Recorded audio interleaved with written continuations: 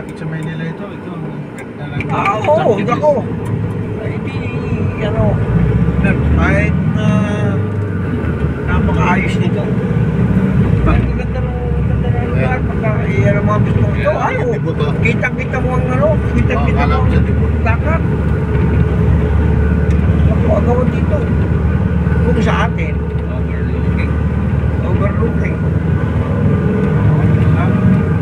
Ganda lang ako yan. Oo, yan ba yun? Ay na.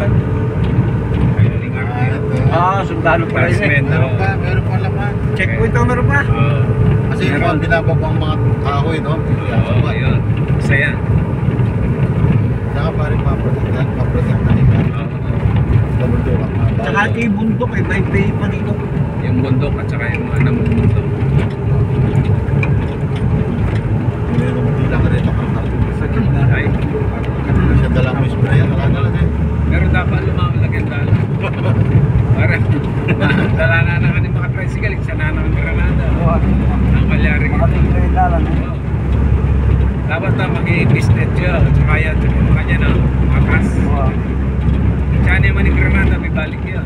Pagkatay yung screen. Master Joseph, Yes. pag natin yung sasadyain mo talaga yan o. Dahil iisang daan nila. Oo. Sasadyain mo talaga, ang dami ang mosquito. Kaya nga.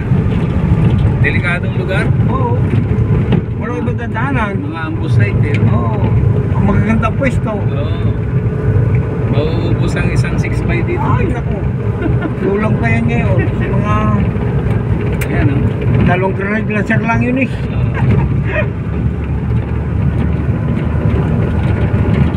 Hindi ka gaganda ng pwesto. Ayaw.